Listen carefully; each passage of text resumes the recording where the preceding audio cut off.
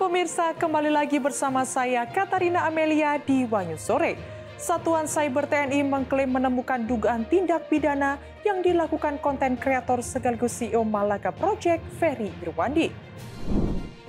Informasi lainnya pemirsa, Presiden Prabowo Subianto merombak Kabinet Merah Putih dengan melantik 4 menteri baru dan 1 wakil menteri di Istana Negara. Sementara itu, PDIP menegaskan tetap berada di luar pemerintahan sebagai oposisi. Pemirsa, inilah Wanyu Sore selengkapnya.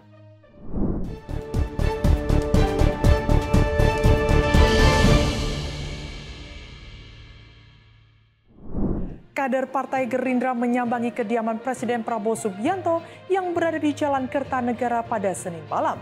Sekretaris Jenderal Partai Gerindra Sugiono mengatakan Presiden Prabowo Subianto menasihati para legislator Gerindra untuk menjaga ucapan hingga perilaku dan tidak menyakiti masyarakat.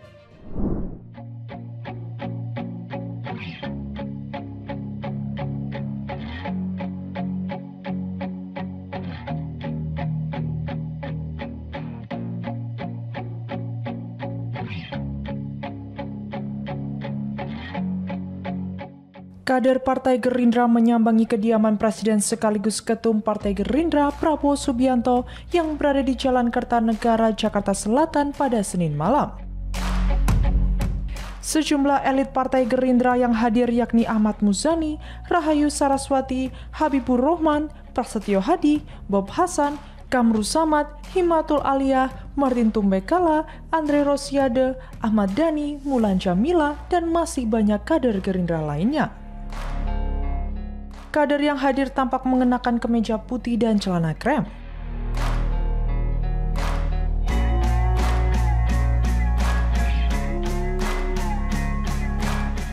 Sekjen Partai Gerindra Sugiono mengatakan Presiden Prabowo menasihati para legislator Gerindra untuk menjaga ucapan hingga perilaku dan tidak menyakiti masyarakat.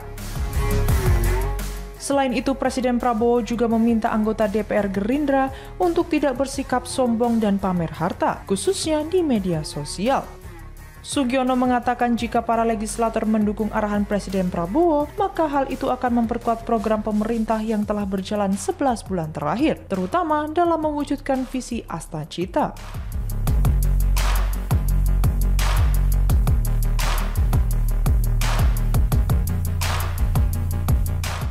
Seperti yang sudah kita ketahui bersama lah, ya kan, bahwa tadi Ketua Umum kami menyampaikan beberapa arahan pada para anggota fraksi DPR RI sebagai tindak lanjut dari pesan-pesan yang disampaikan oleh masyarakat. Pertama, bahwa anggota fraksi Partai Gerindra itu harus mawas diri, waspada, menjaga ucapan, menjaga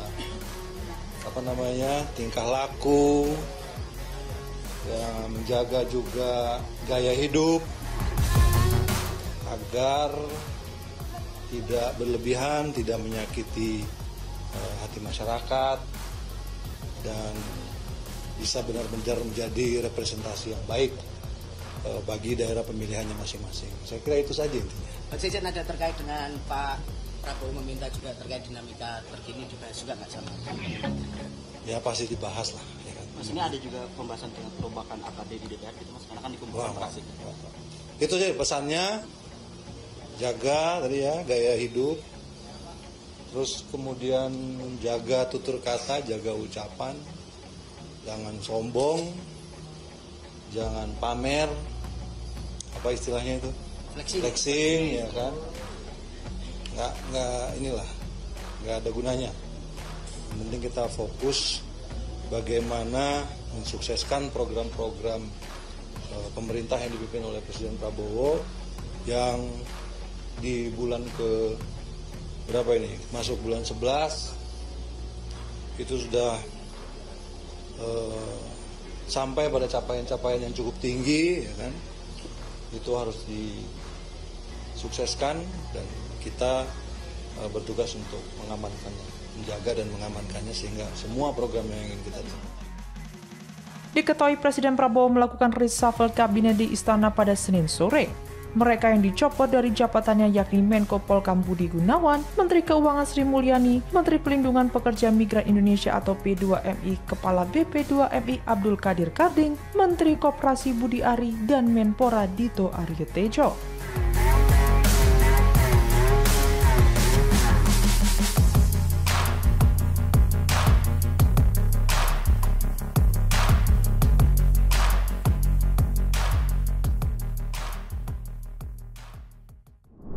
Satuan Cyber TNI mengklaim menemukan dugaan tindak pidana yang dilakukan konten kreator sekaligus CEO Malaka Project Ferry Irwandi.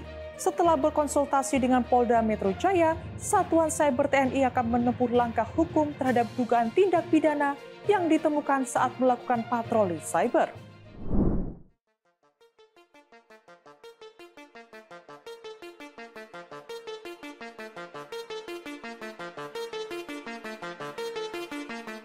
Satuan Siber TNI mengeklaim menemukan dugaan tindak pidana yang dilakukan konten kreator sekaligus CEO Malaka Project Ferry Irwandi. Setelah berkonsultasi dengan Polda Metro Jaya, Satuan Siber TNI akan menempuh langkah hukum terhadap dugaan tindak pidana yang ditemukan saat melakukan patroli siber.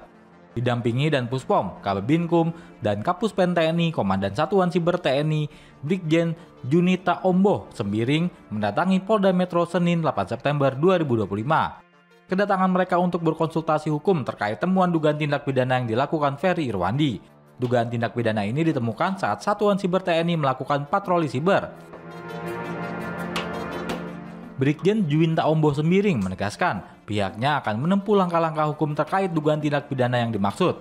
Namun Komandan Satuan Siber TNI ini belum bisa menjelaskan secara rinci terkait dugaan tindak pidana yang dilakukan Ferry Irwandi. Hanya saja, Junita Omboh menyinggung adanya kaitan dengan pernyataan Ferry mengenai algoritma internet. Sebelum berkonsultasi dengan Polda Metro Jaya, pihaknya sudah berupaya menghubungi pihak Ferry Irwandi. Namun, nomor telepon yang bersangkutan tidak dapat dihubungi.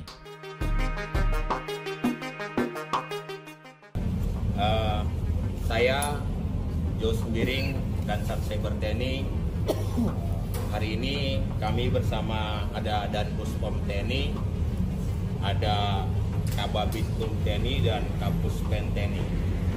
Kehadiran kami di Polda Metro Jaya selain bersilaturahmi dengan sahabat-sahabat kami, teman-teman kami yang ada di sini, kami juga tadi telah melakukan konsultasi dengan saudara-saudara kami di Polda Metro Jaya. Konsultasi kami ini terkait dengan kami menemukan hasil dari patroli cyber. Terdapat kami temukan beberapa fakta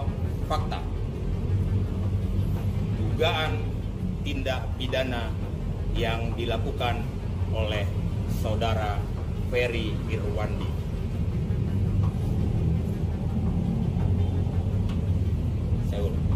Saya ulangi, kami menemukan beberapa fakta dugaan tindak pidana yang dilakukan oleh saudara Ferry Irwandi.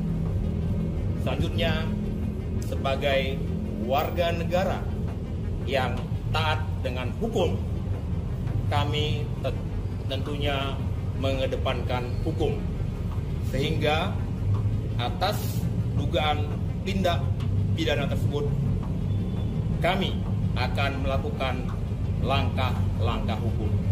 Saya pikir itu aja ya teman-teman. Terima kasih, selamat malam. Pak, ini terkait apanya Pak?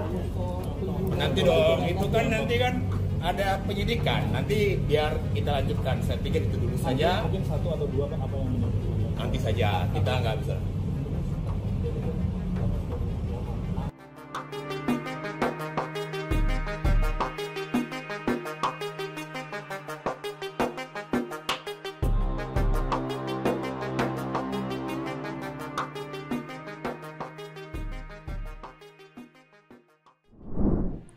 Presiden Prabowo Subianto merombak Kabinet Merah Putih dengan melantik 4 menteri baru dan 1 wakil menteri di Istana Negara. Perombakan ini sekaligus menandai pemberhentian Menko Polhukam Budi Gunawan dan Menpora Dito Aryo Tejo. Sementara PDIP menegaskan tetap berada di luar pemerintahan sebagai oposisi. Berkenaan dengan pengangkatan saudara-saudara sebagai Menteri dan Wakil Menteri Negara Kabinet Merah Putih dalam sisa masa jabatan periode tahun 2024-2029. Terlebih dahulu Presiden Republik Indonesia Prabowo Subianto resmi merombak susunan Kabinet Merah Putih pada Senin 8 September. Dalam acara pelantikan di Istana Negara, 4 menteri baru dan 1 wakil menteri diperkenalkan sesuai keputusan Presiden nomor 86P tahun 2025. Di antaranya Purbaya Yudi Sadewa sebagai Menteri Keuangan, Muhtarudin sebagai Menteri Perlindungan Pekerja Migran Indonesia, Ferry Julianto sebagai Menteri Koperasi, Muhammad Irfan Yusuf menempati kursi Menteri Haji dan Umroh, dan Dhanil Anzar Simanjuntak diangkat sebagai Wakil Menteri Haji dan Umroh. Presiden juga membacakan pemberhentian Budi Gunawan dari jabatan Menko Polhukam serta Dito Aryo Tejo dari kursi Menpora.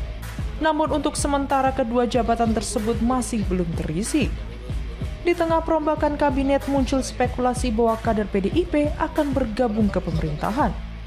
Isu ini langsung dibantah Menteri Sekretaris Negara Prasetyo Hadi yang mengatakan jauh amat. Sikap PDIP sendiri ditegaskan oleh Wakil Ketua Komisi 2 DPR RI, Arya Bima, yang menekankan bahwa partainya sudah memutuskan berada di luar pemerintahan. Menurutnya, keberadaan oposisi merupakan bagian penting dari sistem demokrasi. Ia menambahkan, kontrol yang diberikan oposisi harus dilakukan secara kritis namun tetap konstruktif. Dengan tujuan memastikan kebijakan negara berpihak pada rakyat sejalan dengan konstitusi dan memperkuat NKRI. Saya akan bertanya kepada saudara-saudara, bersediakah saudara-saudara untuk diambil sumpah menurut agama Islam? Sedia. Apabila demikian, harap mengikuti dan mengulangi kata-kata saya. Demi Allah, saya bersumpah. Demi Allah, saya bersumpah. Bahwa saya akan setia kepada Undang-Undang Dasar Negara Republik Indonesia. Sri Mulyani Indrawati resmi mengakhiri kiprahnya sebagai Menteri Keuangan setelah digantikan Purbaya Yudi Sadewa. Sri Mulyani dikenal dengan rekam jejak panjangnya, mulai dari era Presiden SBY, Bank Dunia, hingga 2 periode bersama Presiden Jokowi dan dilanjutkan Presiden Prabowo.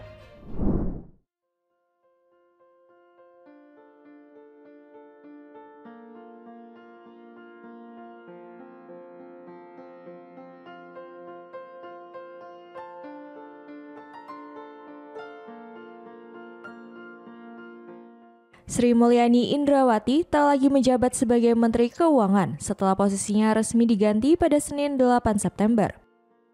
Posisi Sri Mulyani sebagai Menq kini digantikan oleh Purbaya Yudi Sadewa yang sebelumnya memimpin Dewan Komisioner Lembaga Penjamin Simpanan atau LPS.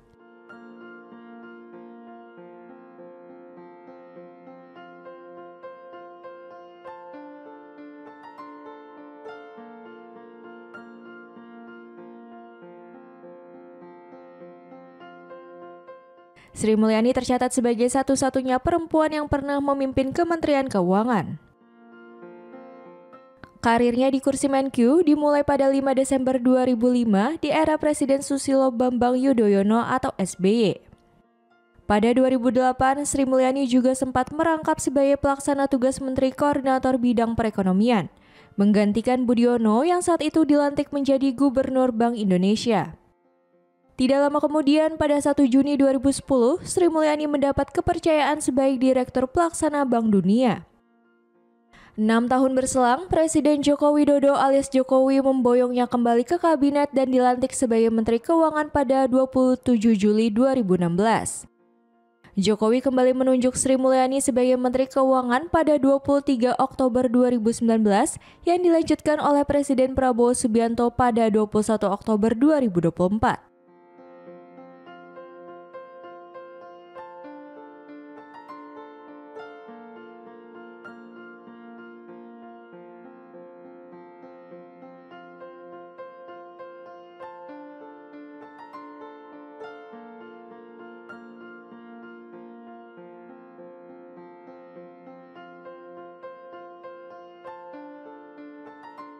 Dari sisi pendidikan, Sri Mulyani adalah lulusan Fakultas Ekonomi Universitas Indonesia. Ia lalu melanjutkan studi ke University of Illinois at Urbana-Champaign, Amerika Serikat, dan berhasil meraih gelar master sekaligus doktor di bidang ekonomi. Sepanjang kiprahnya, Sri Mulyani dikenal memiliki banyak pencapaian, salah satunya menjaga stabilitas ekonomi makro di tengah krisis termasuk pandemi COVID-19. Sri Mulyani juga dinilai konsisten mempertahankan kebijakan fiskal hati-hati, sekaligus mendorong reformasi besar di internal Kementerian Keuangan.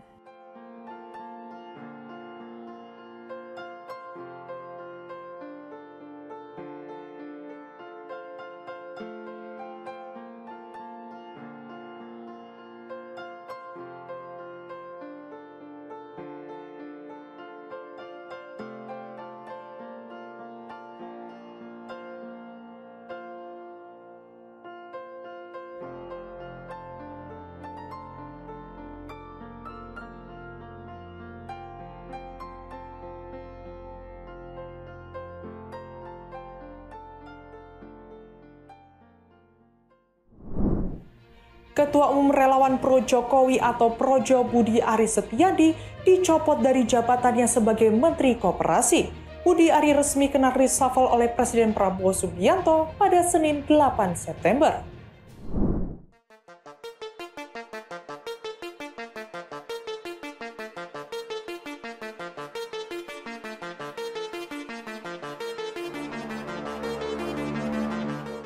Ketua Umum Relawan Pro Jokowi atau Projo, Budi Aris Setiadi dicopot dari jabatannya sebagai Menteri Koperasi atau Menkop. Budi Ari resmi kena reshuffle oleh Presiden Prabowo Subianto pada Senin 8 September 2025 sore. Posisinya sebagai Menteri Koperasi digantikan oleh Wakil Menterinya, Ferry Juliantono.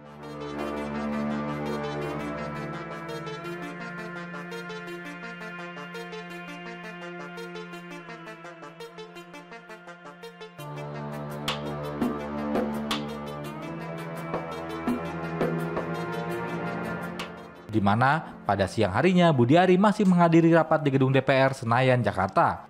Budi Ari tampak hadir dalam rapat Komisi 6 DPR bersama dengan Ferry Juliantono.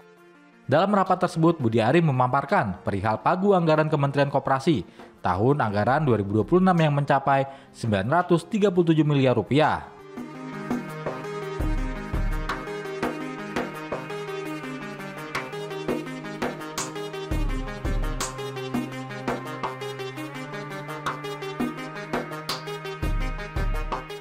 Ketika ditemui seusai rapat di gedung DPR Senayan, Jakarta, siang kemarin, Budi Ari mengaku tidak tahu perihal reshuffle.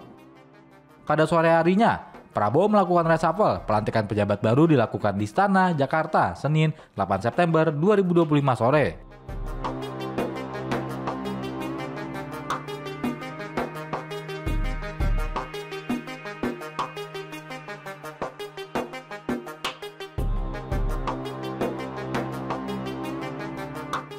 Salah satu menteri yang dirombak ialah Kementerian Koperasi.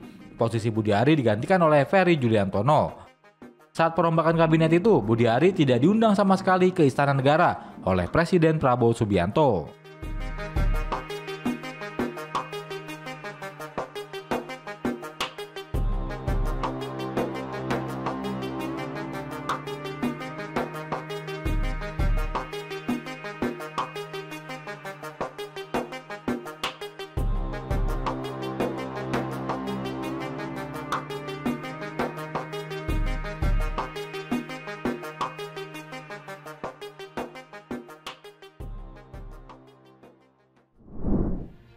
Seorang warga Jakarta Barat bernama Subhan menggugat Wakil Presiden Gibran Rakabuming Raka ke Pengadilan Negeri Jakarta Pusat dengan tuntutan ganti rugi 125 triliun rupiah.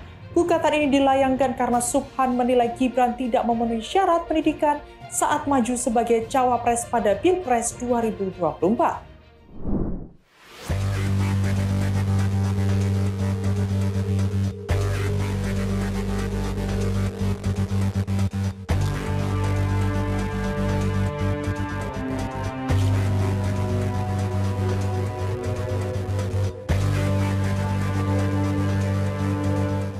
Seorang warga Jakarta Barat bernama Subhan mengajukan gugatan perdata terhadap Wakil Presiden Republik Indonesia Gibran Rakabuming Raka dengan tuntutan ganti rugi senilai 125 triliun rupiah.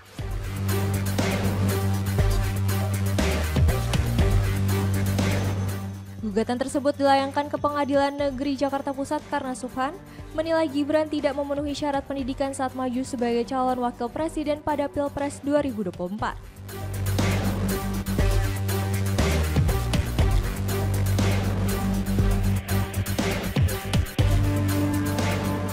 Menurutnya, syarat minimal pencalonan presiden dan wakil presiden adalah memiliki ijazah setingkat SMA.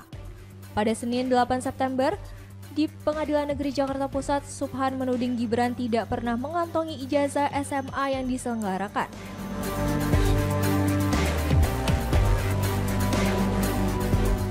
Ia kemudian mengibaratkan kasus tersebut dengan membeli telepon genggam yang ternyata tidak sesuai dengan spesifikasi yang dijanjikan.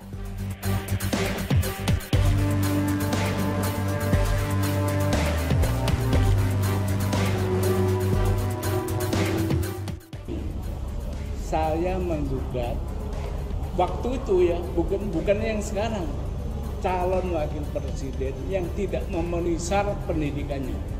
Itu gugatannya ini. Makanya saya menganalogikan, saya ini membeli HP, ditawarkan nih, merek ini, fiturnya lengkap ini, syarat apa lengkap. Ternyata begitu saya pilih, ada fitur yang tidak terpenuhi. Nah, saya minta dikembalikan dong, apa itu? Itu relasinya begitu. Ini bukan soal pemilu. Dan saya ulang, ada narasi di luar yang bilang kenapa bukan Pak Prabowo dipersoalkan. Kalau Pak Prabowo itu tidak sudah melampaui pasal itu. Karena apa? Yang dipakai untuk menjadi cawapres waktu itu, capres, itu adalah sekolah tinggi militer. Akademi Militer Magelang. Jadi gak ada masalah. Jadi untuk Pak Prabowo itu clear. Secara persyaratan formal yang diatur dalam Undang-Undang Pemilu cukup. Secara material sudah cukup juga. Karena apa? Sudah dipilih dan ditetapkan oleh Mahkamah Konstitusi. Gak masalah. Nah ini yang saya gugat ini karena ada cacat bawaan. Cacat bawaannya apa? Tidak memiliki ijazah SMA yang dipersyaratkan oleh undang-undang, gitu loh. Karena dia kena minimum pembatasan itu kena dia. Kalau Pak Prabowo nggak kena, karena apa? Dia akmil di Magelang, sekolahnya di Indonesia. Berarti menurut Bapak ijazah yang di luar nggak setara sama yang di Indonesia? Begini, saya menghormati dan menghargai. Berdasarkan data Komisi Pemilihan Umum KPU, Gibran tercatat menamatkan pendidikan di Orchard Park Secondary School Singapura tahun 2002 hingga 2004, UTS Insert Sydney, Australia tahun 2004 hingga 2007.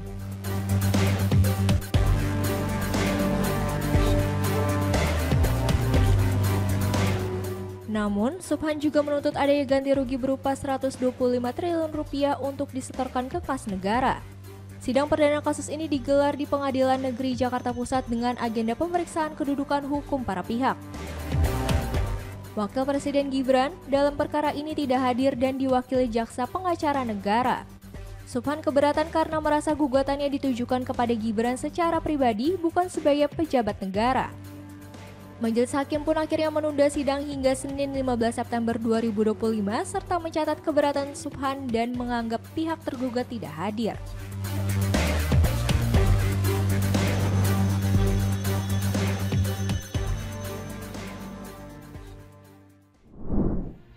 Sri Mulyani menyampaikan terima kasih kepada semua pihak usai dicopot dari jabatan Menteri Keuangan. Dalam kesempatan itu, Sri Mulyani juga meminta dihormati ruang pribadinya sebagai warga negara biasa.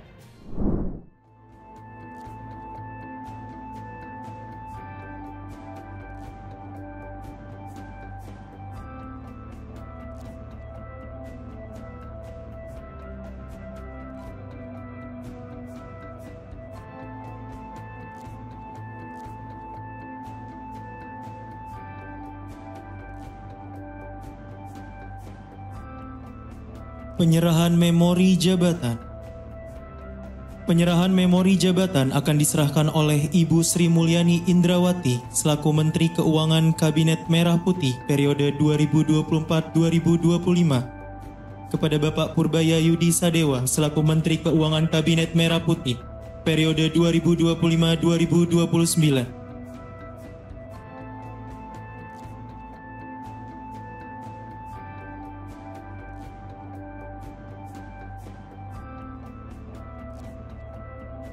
Bapak Purbaya Yudi Sadewa dan Ibu Sri Mulyani Indrawati dipersilahkan kembali ke tempat semula.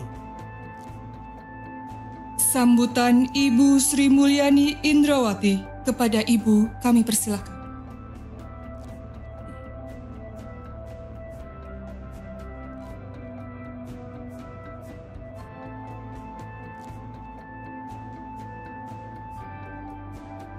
Bismillahirrahmanirrahim. Assalamualaikum warahmatullahi wabarakatuh. Salam sejahtera bagi kita semua. Om Swastiastu, Namo Buddhaya, salam kebajikan, salam rahayu.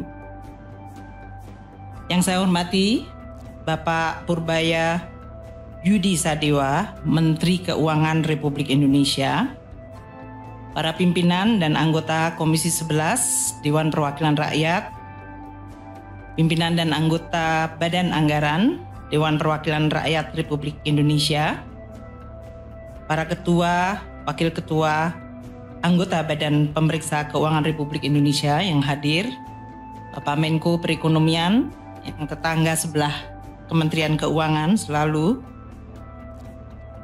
Bank Indonesia yang saya lihat diwakili oleh Ibu Deputi Senior, Dewan Komisioner OJK, dan seluruh jajaran yang hadir, Bu Kiki saya lihat di sini, para Wakil Menteri Keuangan dan para pejabat Eselon 1 Kementerian Keuangan, beserta seluruh jajaran Kementerian Keuangan, pimpinan dari Special Mission Vehicle yang juga hadir pada hari ini, pagi hari ini, Bapak dan Ibu sekalian dari Mahkamah Agung, Panglima yang hadir atau yang mewakili, terima kasih semua kehadirannya pada hari ini. Merupakan suatu kehormatan dan juga privilege atau keistimewaan bagi saya yang diberikan kepercayaan tugas mengabdi dan berbakti untuk bangsa dan negara Indonesia, membantu Presiden terpilih untuk mencapai cita-cita Republik Indonesia. Saya berterima kasih atas kepercayaan dan kehormatan tersebut.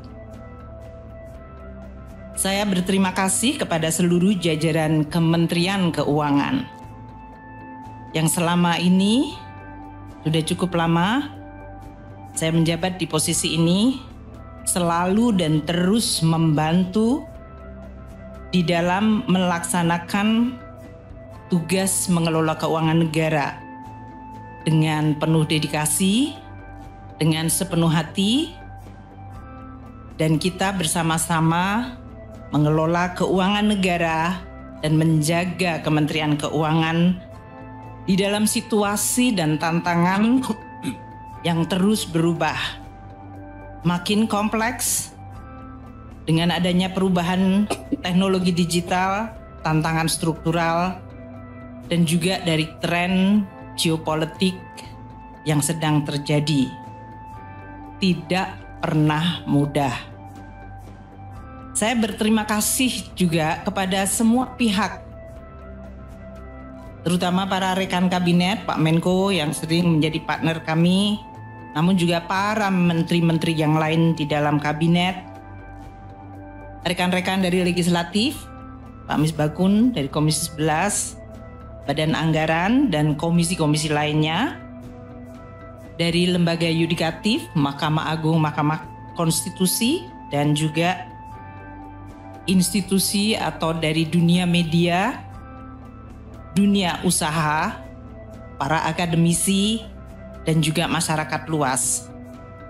seluruh pemangku kepentingan yang saya tidak dapat sebutkan satu persatu, namun saya ingin menyampaikan terima kasih atas kerjasama, dukungan, bantuan, masukan, kritikan, terutama kritikan yang membangun, yang diberikan kepada saya dan kepada Kementerian Keuangan, sehingga kita terus dapat memperbaiki kebijakan, regulasi, dan respons Kementerian Keuangan dan Keuangan Negara di dalam menjalankan tugas negara.